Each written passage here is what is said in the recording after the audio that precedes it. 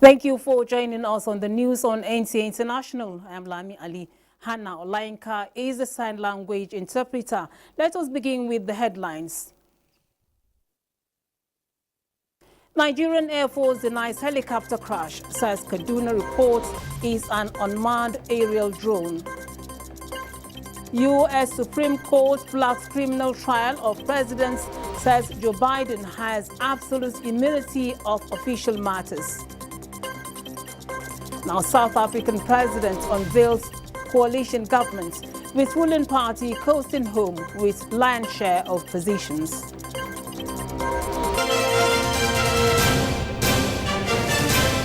Now we take off from the ECOWAS Parliament, where the 2024 first ordinary session of the 6th legislature of ECOWAS Parliament gets underway in Abuja, Nigeria's capital. As the formal opening session, issues of regional integration and the disastrous consequences of the withdrawal of 3 member states took center stage in the face of regional challenges. ECOWAS Parliament correspondent Muhammad Rabiu Ali has the details. This first ordinary session of the Community Parliament is dedicated to the unity of member states addressing the regional problems of terrorism, trafficking and climate change. Speaker ECOWAS Parliament Memunatu Ibrahim says the 6th legislature will ensure that ECOWAS is united and be more robust to overcome the multifaceted challenges facing the region. We must all bear in mind that our people's rights to self-determination requires that we respect their choice, which is the expression of their deepest aspirations. Despite withdrawal by 3 countries of Mali, Niger and Burkina Faso from the bloc of democracy in the region, ECOWAS Commission President Aliou Touré and other stakeholders called for more collaboration and dialogue in the interest of the region to defend the sacred values of democracy. It is our considered view that we need to use the opportunity to take stock of our progress and challenges over the past 50 years and draw the lessons for the future. The challenges we face are not insurmountable. With unity, innovation, and unwavering belief in our shared destiny, we can transform our collective aspirations into enduring achievements. The impact of climate change and bad governance have remained serious impediments to the peace, security, and economic development of our sub-region. I can assure you that the court remains available to provide whatever support that is necessary in furtherance of this and other initiatives that will preoccupy the members during the 6th legislature.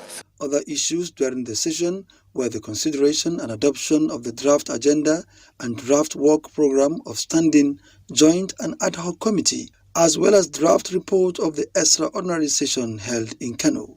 Also at the opening of the session to last for 3 weeks, Nigeria's Deputy Speaker Benjamin Kalu was sworn in as member of the 6th Parliament. In Abuja, Muhammad Rabiu Ali, NTA News. South Africa's President Cyril Ramaphosa has unveiled a new coalition government after his ruling African National Congress ANC party lost its parliamentary majority in May's elections. Francis Udojo brings us the details. Following the outcome of the election, the ANC will have 20 out of 32 cabinet posts, while the Democratic Alliance, DA, until now the main opposition party, will hold 6. 6 other portfolios are shared among smaller parties. The shrinking of an ANC support in the elections reflected public frustration over its poor record on delivering basic services and tackling unemployment, poverty, and corruption. Reports say in the new cabinet, the ANC will keep key ministries such as defense, finance, and foreign affairs. The DA's portfolios include Home Affairs and Public Works. Party leader Johnston Hussein will lead the Agriculture Ministry. In a televised speech on Sunday, Mr. Ramaphosa said The incoming government will prioritize rapid, inclusive and sustainable economic growth and creation of a more just society. It is important that we deploy into positions of responsibility people who are committed, capable, and hardworking, and who also have integrity. We've had to ensure that all the parties are able to participate meaningfully in the national executive, as well as in various parliamentary positions, and that they should represent the diversity of the people of South Africa properly. Meanwhile, the DA said it was proud to rise to the challenge and take its place for the first time at the seat of national government. It also pledged good governance, zero tolerance for corruption, and pragmatic policy making. Despite a coalition cabinet deal, stark political disagreements remain between the ANC and the DA. Perhaps the biggest and most contentious issues are DA opposition to the ANC's national healthcare policy and to its Black Economic Empowerment Program. In May's elections, the ANC got 40% of the vote, while the DA secured 22%. Francis Udojo, NT News. Now, Uganda has partnered with pharmaceutical company AstraZeneca in the fight against lifestyle diseases like diabetes and hypertension, which are some of the leading causes of death globally. In Uganda, cardiovascular diseases in general account for 10% of all deaths. Uganda's health ministry says urgent attention is needed for lifestyle diseases that are putting a heavy burden on the country. The concern is that these diseases go undiagnosed and many people report to hospital when it's too late. Patients suffering heart diseases and diabetes risk developing kidney failure, which could sometimes be fatal. The problem with kidneys and many non-communicable diseases, they have no signs initially. People get realized much later on. For example, in this case of kidney disease, when they're in stage 4 or 5, when they have lost between 90 to 100% of their function. There is currently no cure for lifestyle diseases. They can only be managed with medication, which is costly for ordinary people. To prevent it, doctors recommend eating healthy foods and doing regular exercises. Uganda is now working with pharmaceutical company AstraZeneca to reduce the disease burden.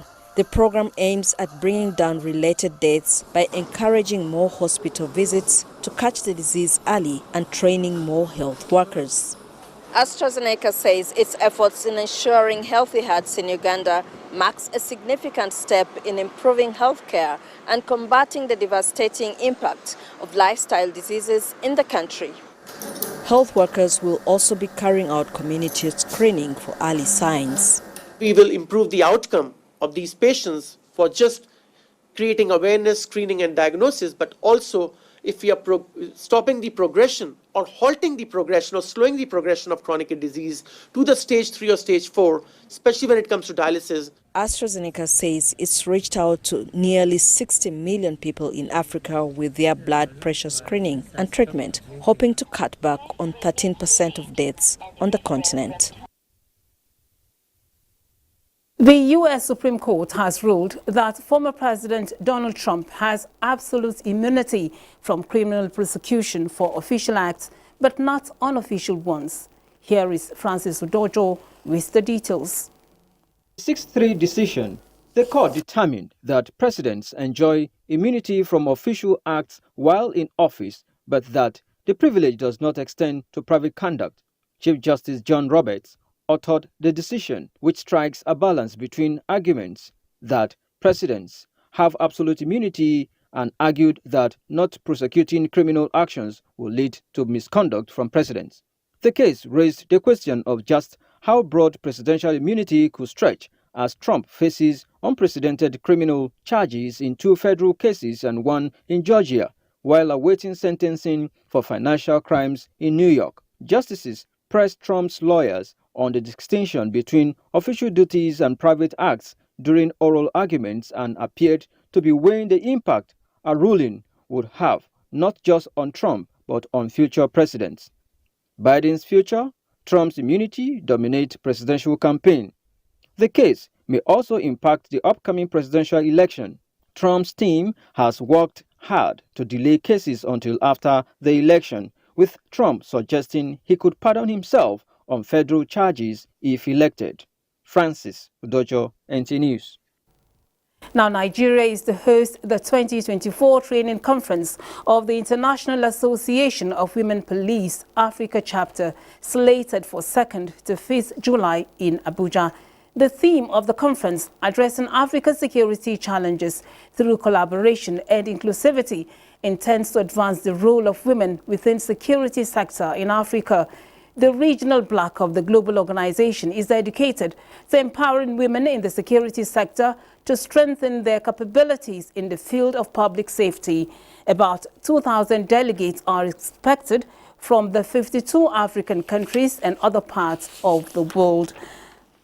Now, joining us in the studio to discuss further on this training conference is the Assistant Commissioner of Police, Aisha Abubakar Baju.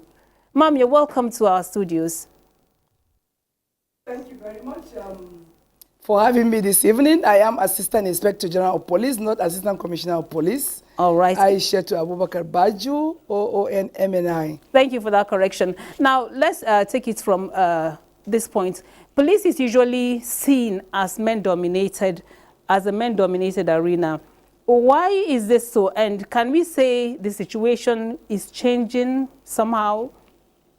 Well, thank you very much. Of course, yes, police is seen or was seen as a male-dominated profession. But over the years, you know, the first set of women that joined the Nigerian police was in 1955. So over the time from 1955 to date, you can see there's an increase in number of women in the Nigerian police. Although the number is not enough, but I can tell you that the Inspector General of Police is very, very intentional about covering up the gap so that we'll have more women to be represented in the Nigerian police. Now, coming to this conference that is going to take place in Abuja, how well has the International Association of Women Police, that is the Africa chapter, carried out its mandates on the continent? Well, let me also clarify that the IAWP is a global organization with membership from over 70 countries. And they have regions. So the conference, even within the African region, we have almost 8 regions. We have the East African region, West African, but the entire, so the African regions comprise of different regions from the African continent. And just like you said, the main mission of the IAWP is to strengthen and empower women in the law enforcement. So we are expected to have regional training conferences as well as the global one, which is going to happen in September, between 1st and 5th of September in Chicago, United States. So the African region is having its own meeting, whereby we are going to look at critical issues that concerns Africa in general, and that is why the theme for this year is addressing the security challenges and safety, Africa's security challenges and safety through collaboration and inclusivity. We are very intentional about the theme for this year, looking at the challenges that we are having in Africa. We want to see a world where police reflects the diversity of the communities they lead. So these are some of them. And during this time, we are going to have, we are going to discuss topical issues that concern security within the Africa and also policing. So we have people that are going to talk to us from different perspectives of policing, human trafficking, gender-based violence, which is a very, very serious matter that we're dealing with, and investigation, cyber security, and so many other typical, topical issues in policing. Well, Nigeria is hosting this edition starting tomorrow. What does it mean to you as a female police officer in Nigeria? It means a lot. With this, I want to thank the Inspector General of Police for this, for agreeing to host this very big event. And that shows the commitment of the Inspector General of Police to ensure that Nigerian police is gender sensitive, gender responsive, and also gender equal security sector in line with the United Nations Security Council Resolution 1325. So for us, it is a big thing. Last year it was in Tanzania, but I can tell you the response for the Nigeria hosting is massive. So it means a lot to us to show commitment of the Inspector General of Police. So for us, the female officers, it is really going to be a big thing for us starting from tomorrow. We have a lot of our guests that have actually started trooping into Nigeria. Thank you, Aisha, for the additional information on the conference, and we wish you all the best as you host other female police officers at this conference. Thank you very much. Thank you very much, and we look forward to having you from tomorrow. You're watching the news on NTA International. Time now for a break. Do stay tuned for more reports. Tuberculosis, popularly known as TB, is an airborne disease that can be contracted by anybody regardless of age, tribe, and socioeconomic status. Despite availability of new testing equipment for TB, diagnosing TB in children is still more difficult than in adults. During the National Childhood TB Testing Week that will be taking place across the country, healthcare workers from the national and state TB programs, with support of various partners, will visit our communities to create more awareness and conduct screening and testing for TB among children. TB is treatable and curable only if detected early. Every child's life matters. Let us join hands together and end TB among our children and in Nigeria. Thank you. God bless the Federal Republic of Nigeria. You're welcome back. Some key players in the security apparatus of Nigeria are calling on the National Assembly to prioritize the establishment of state police in the ongoing 1999 constitutional alteration process. This was the consensus at a discourse organized by the National Institute for Legislative and Democratic Studies on decentralizing Nigeria's security system. Muhammad Rabiu Ali reports. Over the years, Nigeria has been operating a centralized police structure despite the dynamics of each state with unique socio-cultural and security challenges. Experts say the country in need of a more tailored and responsive approach to law enforcement matters.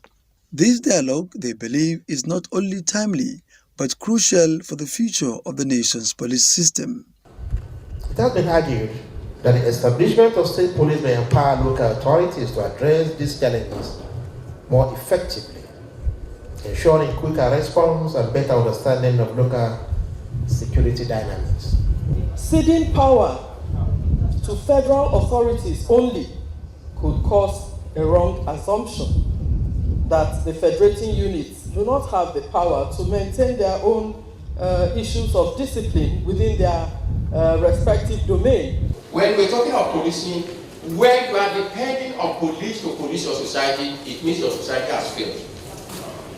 And I'm very serious about this. I'm very, first trained as a sociologist. I think Nigeria has failed in using the social socialization and policing system. While some panelists expressed concerns about state governors hijacking the system, they, however, emphasized that the benefits of the state police outweigh its risks. At the end of the dialogue, recommendations will be brought forward to address myriad of security and economic challenges facing the nation. In Abuja, Muhammad Rabiu Ali, NTA News. An unmanned aerial vehicle belonging to the Nigerian Air Force has crashed during routine operations in Kaduna, contrary to reports in the media that it was a helicopter. A reliable source at the NAF base Kaduna confirmed this to NTA's defense correspondent, Najat Tijani, saying the location is 15 kilometers from the NAF base Kaduna. The Nigerian Air Force later confirms this in a statement citing the location to be Rumje village and not Tami, as reported in other media. The NAF also used the opportunity to call on the media not to be quick to rush to break news before getting the facts straight. NTA investigated by contacting sources on the ground in the location, including efforts to contact relevant Kaduna State government authorities and the local government chairman of Igabi local government area where the incidents occurred. Now, the Nigeria Customs Service on airports has handed over 9 containers of illegally imported arms, ammunition, illicit drugs, and 3 suspects to the National Center for Control of Light Arms and Weapons and National Drug Law Enforcement Agency. They are to commence investigation into the illegal importation of the arms and ammunition into Nigeria. Comptroller General of the Nigeria Customs Service, Bashir Adeniyi, Brief Newsman Kingsley Amajiri has the report. This feat by operatives of Nigeria Customs Service is a product of effective synergy between the Nigeria Customs Service, local partners, and international collaborators. The arms-laden container, which originated from Turkey, became a subject of interest to Nigeria Customs Service after credible intelligence indicated unlawful content with false declaration as furniture. The total duty paid value of the container is put at over 4 billion naira. The importer reportedly attempted to circumvent the clearance process through a private terminal operator but was resisted by men of the Nigeria Customs Service. We have followed its sale across continents. The suspicious container was subjected to thorough physical examination.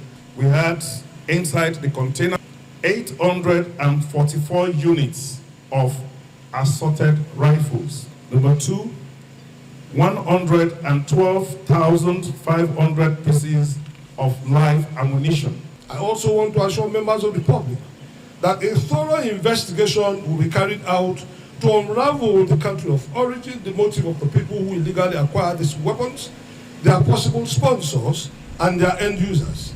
President Bola Ahmed Tinubu directed the National Security Advisor to commend the Nigerian Customs Service for effectively discharging its mandate in the overall interest of our country's national security. I receive these drugs and hope that the synergy between the 2 agencies will continue to grow stronger and stronger. In another operation, the command also intercepted 8 by 40-foot containers on transit to a warehouse from One Port, laden with illicit drugs. And key concern to critical stakeholders is what would have been the implication if these arms and ammunitions were let loose into the Nigerian society. I'm Kingsley Amajiri, NTA News. The judiciary, as the third arm of government and an arbiter between the other 2 arms, is expected to exhibit financial transparency.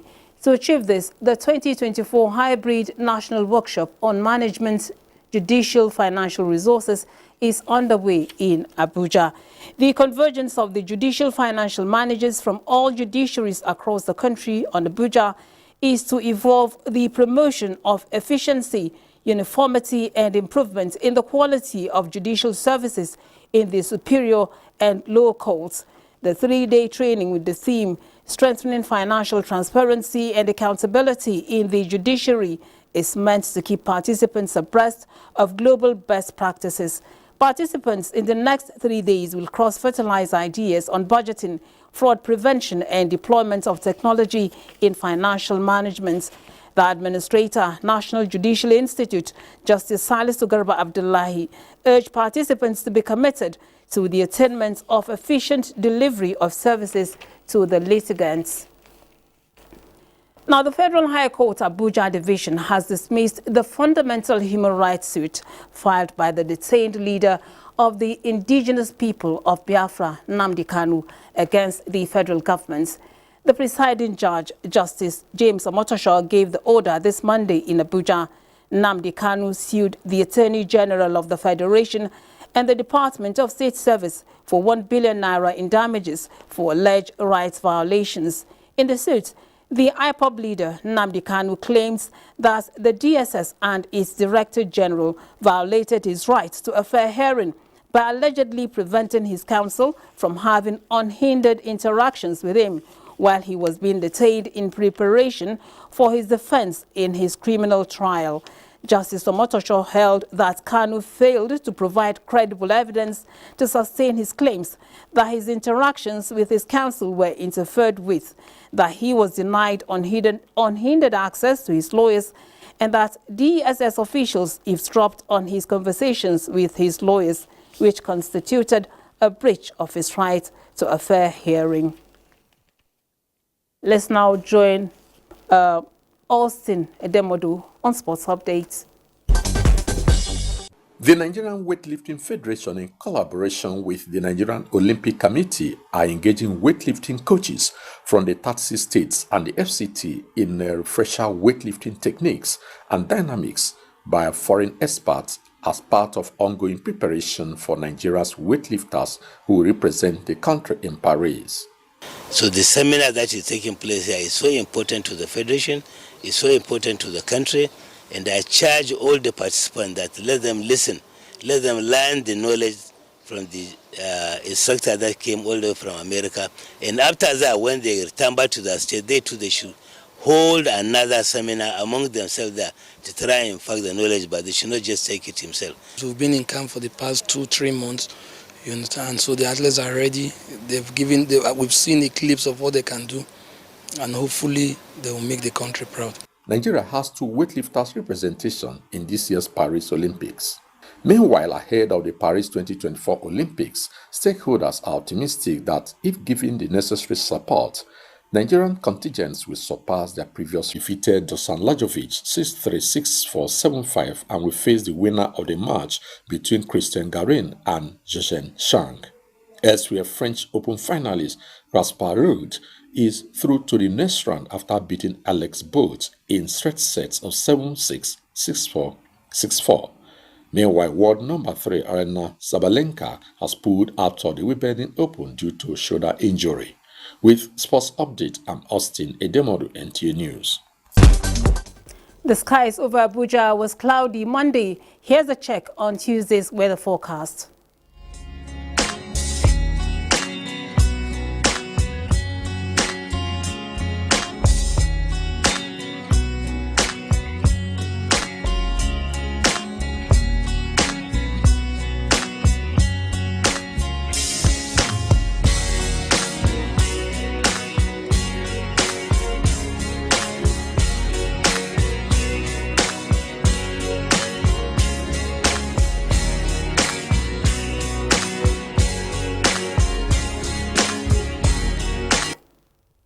This is where we end the news. Hannah Olainka has been the sign language interpreter, and I am Lami Ali.